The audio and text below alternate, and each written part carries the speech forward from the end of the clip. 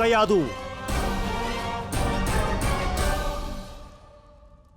இன்று இந்த சபையினர் முன்னிலையில் அவர்களின் பகவானை அவமதித்திருக்கிறான். அதனால் இவர்கள் அனைவரின் முன்பாக இவனை நிச்சயம் தண்டித்து ஆக வேண்டும். இதுதான் பகவான் இரண்யகசபு வழங்கும் நீதி. ஆனால் கடவுளே, இவன் சின்னஞ்சிறுவன். அறியாமல் செய்த இவன் பிழையை நீங்கள் மன்னித்து அருள வேண்டும். நான் சொல்லி புரிய வைக்கிறேன். இவன் நிச்சயம் புரிந்து கொள்வான்.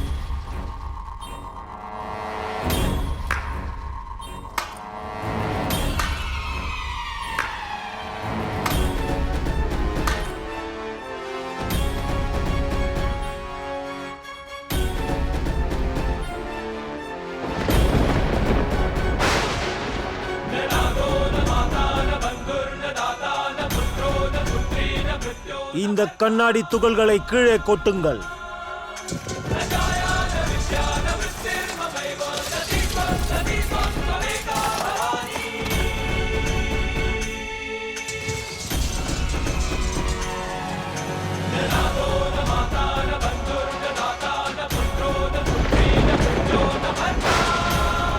மிகுந்த பக்தி பெருக்கோடு நீ நடனம் ஆடினாய் அல்லவா? நாராயணர் பெயரை கேட்டதும் ஆடினாயே.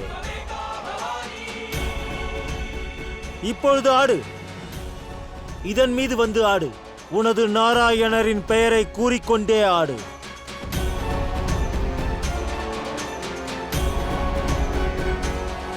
இவ்வளவு கடுமையாக நடந்து கொள்ளாதீர்கள் பிரபு. இப்பொழுது அவன் சின்னஞ்சிறுவன். அவனால் தாங்க இயலாது. அவனது பாதங்கள் மட்டும் காயப்படாது, அவனது மனதும் காயப்படும்.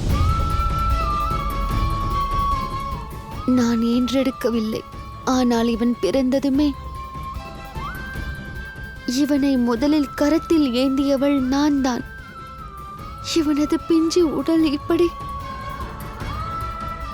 குருதியில் நனைவதை என்னால் பார்க்க முடியாது. இவ்வாறு செய்யாதீர்கள். இவ்வாறாக செய்தால்தான் அவன் புரிந்து கொள்வான் கயாது. எனது உலகத்தில் நாராயணரின் நாமத்தை உச்சரிப்பதே பாவம் என்று புரிந்து கொள்ளட்டும். இந்த பாவத்தை இவனது குருதியால் தான் கழுவியாக வேண்டும்.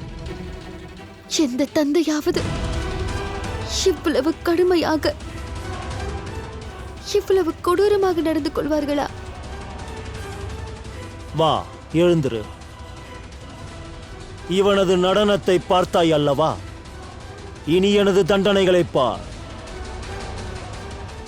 வேண்டாம், இவ்வாறு செய்யாதீர்கள்.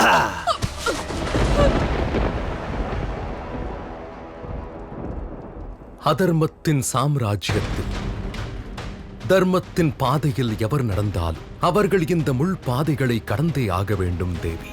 ஆனால் நாராயணரே, தர்ம யுத்தம் செய்யும் வயதை பிரகலாதன் அடையவில்லை. அவன் மிகவும் பயந்து போயிருப்பான்.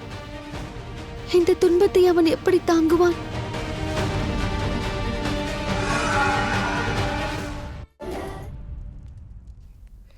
நீங்கள் வீணாக கவலைப்படுகிறீர்கள் தாயே. நாராயணரின் பரிபூர்ண அருள் எனக்குள்ளது.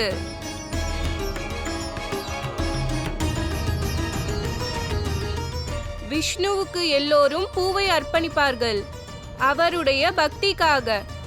நான் என்னுடைய உடலையும் மனதையும் அளித்து விட்டேன். இன்று நான் அவருக்கு எனது குருதியால் அபிஷேகம் செய்வேன்.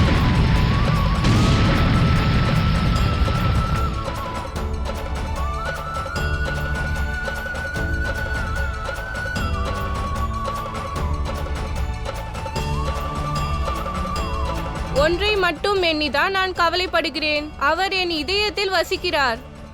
அவருக்கு என் பாதத்தின் குருதியை தான் அளிக்கப் போகிறேன்.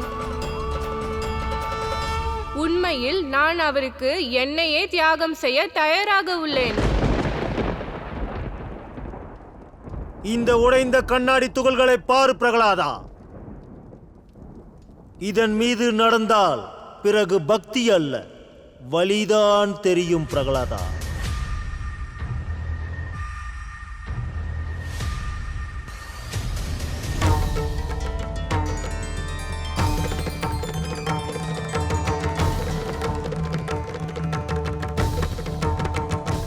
நான் பார்க்கிறேன் தந்தையே. ஆனால் எனக்கு இதில் வலி அல்ல, நாராயணரின் அன்பின் ஒளி தெரிகிறது.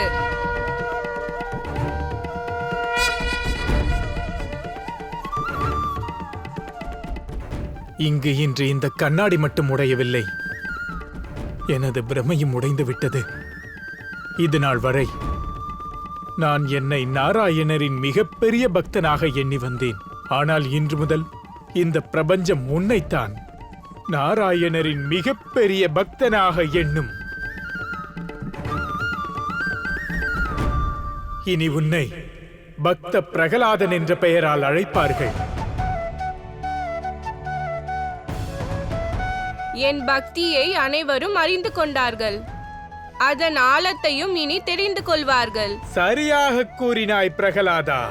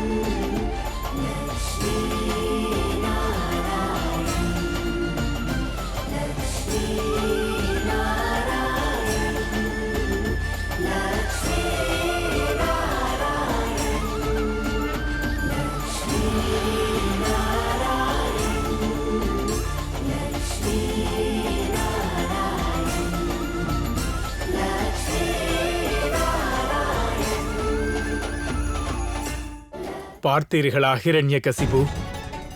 தனது பக்தரின் பக்தியின் மதிப்பிற்காக இன்று பகவான் உடைந்த கண்ணாடி துண்டுகளை மெல்லிய பூக்களாக மாற்றிவிட்டார். விரைவிலேயே இந்த பிரபஞ்சமும் தனது மனதை மாற்றிக்கொள்ளும். இந்த பிரபஞ்சத்தின் கடவுளாக தன்னை எண்ணிக்கொள்ளும் உங்களைக் கூட மாற்றும் நேரம் வந்துவிடும். இது ஒன்றும் பக்தியின் வெளிப்பாடு அல்ல, இவை அனைத்தும் மாயை பிரகலாதா.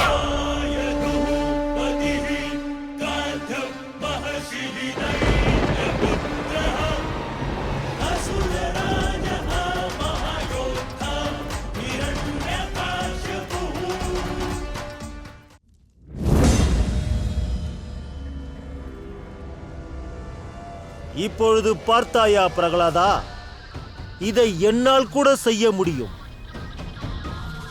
நாராயணர் தன்னுடைய பகையைத்தான் காட்டிக் கொண்டிருக்கிறார். அவர் உன்னை ஏமாற்றிக் கொண்டிருக்கிறார். உன் நம்பிக்கையுடன் அவர் விளையாடிக் கொண்டிருக்கிறார்.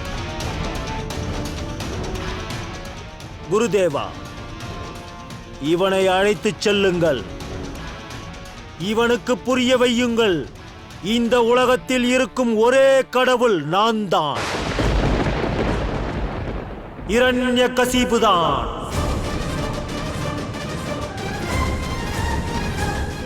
தாயுடனும் பிறந்த பிறகு மற்ற பலருடனும் ஒவ்வொருவருக்கும் ஏகப்பட்ட உறவுகள் ஏற்படுகிறது. இன்பமோ துன்பமோ, தாய் தந்தை, சகோதர சகோதரிகள், குழந்தைகள், நண்பர்கள், வாழ்க்கை துணை, இப்படி எல்லா உறவும் காலம் கடந்தும் பல நேரங்களில் நம்முடன் வரலாம். ஆனால் பல நேரங்களில் காலத்தின் கணக்கு வேறையாக இருக்கும். உறவுகள் நம்மை விட்டு விலகியும் வேடிக்கை பார்க்கும். அப்போது நாம் ஒன்றை மறந்து விடுகிறோம். இந்த வாழ்க்கை மற்றோருடையதல்ல, இந்த வாழ்க்கை நம்முடைய வாழ்க்கையாகும். நினைவிருக்கட்டும், தனியாக முன்னேறும் துணிச்சல் எவருக்கு உள்ளதோ ஒரு நாள் அவர்களுடன் பக்கபலமாக இந்த பிரபஞ்சமே இருக்கும்.